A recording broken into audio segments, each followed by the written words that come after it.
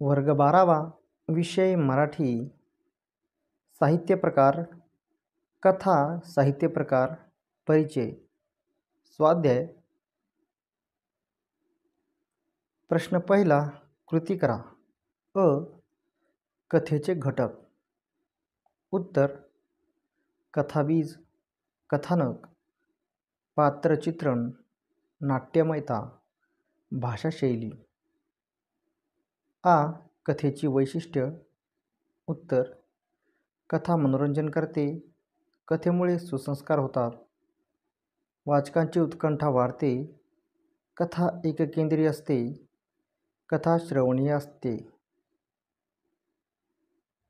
प्रश्न दुसरा उत्तरे लिहा अ कथा म्हणजे काय ते थोडक्यात स्पष्ट करा उत्तर कथेमध्ये घटना असतात या घटनांना एखाद्या सूत्रानुसार गुंफण्यासाठी कथानक असते कथानकात पात्रे असतात वास्तवातल्या माणसासारखीच ही पात्रे चित्रित केलेली असतात वास्तवातली माणसे जशी एकमेकांसमोर वागतात तशीच पात्रेसुद्धा एकमेकांशी वागतात ती एकमेकांशी भांडतात एकमेकांना मदत करतात एकमेकांवर प्रेम करतात राग लोभ प्रेम असूया दया सहानुभूती वगैरे भावभावना वास्तवातल्या माणसामध्ये असतात तशाच भावभावना पात्रांमध्येही असतात पात्रांच्या एकमेकांशी वागण्यातून घटना निर्माण होतात तसेच कथेमध्ये स्थळ काळ वेळ यांचेही चित्रण केलेले असते कथेच्या विषयानुसार वातावरण असते पात्रांच्या परस्परांशी वागण्यातून ताणतणाव संघर्ष गुंतागुंत निर्माण होते या सर्व घटकांनी युक्त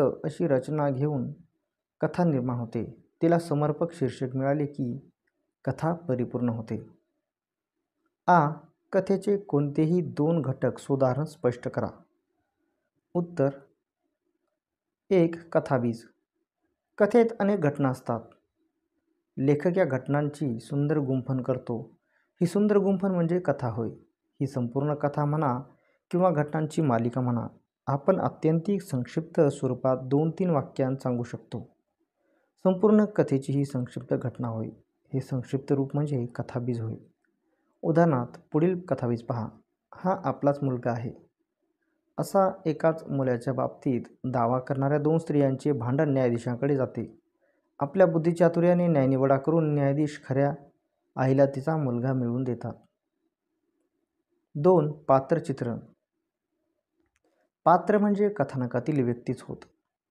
वास्तवातील माणसासारखेच पात्रांचे चित्रण लेखक करतो या व्यक्तींच्या वृत्ती प्रवृत्ती त्यांच्या भावभावना त्यांचे विचार कल्पना त्यांचे वागणे वगैरे सर्वच बाबी लेखक वास्तवातील माणसांसारखेच संगीत त्यांचे राग लोभ प्रेम द्वेष हे वेदावे वास्तवातील माणसासारखेच रंगवलेले असते वाचकांना ही पात्रे खऱ्याखुऱ्या माणसासारखे वाटतात त्यांच्याशी ते समरस होतात आणि कथेचा आस्वाद घेतात पात्रांच्या वागण्यातून कथानक हळूहळू उलगडत जाते पात्रचित्रण हा घटक कथेमध्ये यामुळे खूप महत्त्वाचे कार्य करतो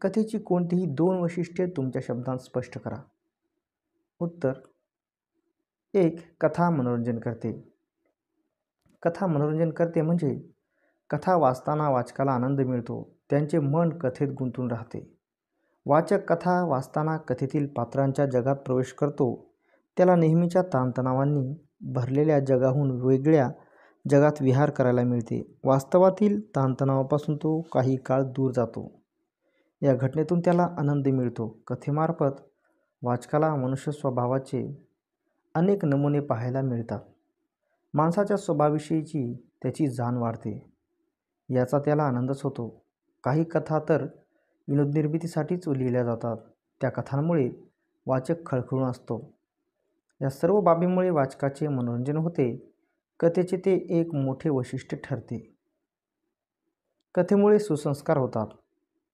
कथेमध्ये पात्रे असतात ती वास्तवातील माणसांसारखीच रंगवलेली असतात त्यांच्या वागण्या बोलण्यातून घटना प्रसंगातून चांगल्या वाईट गोष्टी मूल्यांचे दर्शन घडते कथेमध्ये चांगल्या व वाईट मूल्यांच्या संघर्षात चांगल्या मूल्यांचा विजय दाखवलेला असतो या संघर्ष दर्शनाने वाचकाला प्रेरणा मिळते स्फूर्ती मिळते वाचक त्यातून बोध घेतो स्वातंत्र्य समता बंधुत्व बंधुभाव, न्याय, मानवता अशा कितीतरी उदात्त मूल्यांचा वाचकाच्या मनावर संस्कार होतो. आपण स्वतःच्या जीवनात कोणत्या मार्गाने जावे, कोणता मार्ग टाळावा याचे दिग्दर्शन होते. हे सुसंस्कारच होत. कथाकथनासाठी कथेची निवड करणे फार महत्त्वाचे आणि तितकेच जबाबदारीचे काम असते. हे विधान तुमच्या शब्दांत स्पष्ट करा. उत्तर: कथाकथनासाठी कथा निवडताना श्रोते कोणत्या वर्गातील आहेत हे प्रथम लक्षात घ्यावे लागते. ग्रामीण, शहरी, शिक्षित, अशिक्षित, उच्चभ्रू वर्गातील की सर्वसाधारण वर्गातील, स्त्रिया, ज्येष्ठ नागरिक, कारखान्यातील कामगार, मंत्रालयीन कर्मचारी, महाविद्यालयीन अशांपैकी कोणत्या वर्गातील श्रोते बहुसंख्येने असतील हे आधी पाहावे लागते. कारण या प्रत्येक वर्गातील श्रोत्यांच्या जीवनविषयक धारणा वेगवेगळ्या असतात. त्यांच्या अभिरुचीचा स्तर वेगवेगळा असतो. तसेच कथनाचा कालावधी किती हाही मुद्दा खूप महत्त्वाचा असतो. श्रोत्यांच्या अवधान काळाचेही भान बाळगावे लागते. एवढे पाहिल्यावर कथा कोणत्या प्रकारची, तिची लांबी किती हेही ठरवावे लागते. या सर्व कसोट्यांना उतरणारी कथा निवडावी लागते. ही निवड जबाबदारीने केली नाही तर कथाकथनाचा कार्यक्रम साप कोसळण्याचा धोका असतो. कथेच्या लोकप्रियतेची कारणे लिहा. उत्तर: भाषा सौंदर्य, आशय सौंदर्य, अभिव्यक्ती विशेष, सादरीकरण शक्य, मनोरंजन व बोध. कथेच्या सादरीकरणासाठी आवश्यक भाषिक कौशल्य लिहा. उत्तर: विविध लेखकांची भाषाशैली समजून घेण्याची क्षमता. 2. भाषेची जाण. 3. शब्दोच्चार. 4. प्रकट वाचन करण्याची क्षमता. प्रश्न 3. कथेच्या शीर्षकाबाबत तुमचे मत स्पष्ट करा.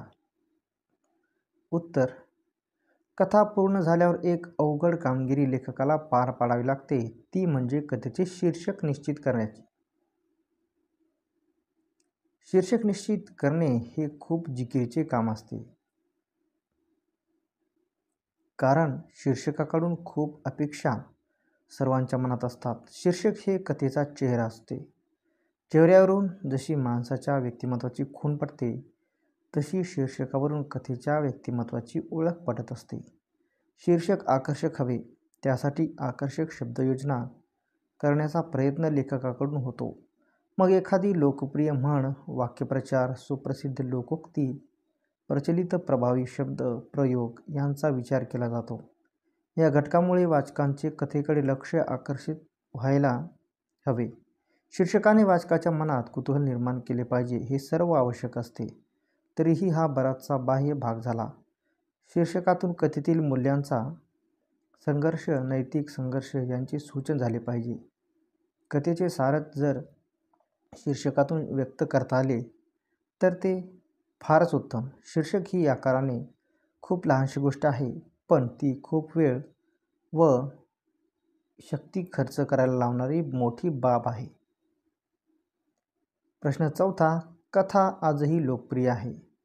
या विधानाबाबत तुमचे मत सोदाहरण स्पष्ट करा. उत्तर: कथावाङ्मय हे आजही लोकप्रिय आहे. मनोरंजन करणे आणि उद्बोधन करणे या 2 कारणांमुळे कथावाङ्मय खूप वापरले गेले आहे. द. मा. मिरासदार, शंकर पाटील व पु. काळे, पु. ल. देशपांडे हे 2 पिढ्यामागचे लेखक आजही लोकप्रिय आहेत. राजकीय, सामाजिक, धार्मिक कारणांनी समाजात प्रचंड उलथापालथी चालू आहेत.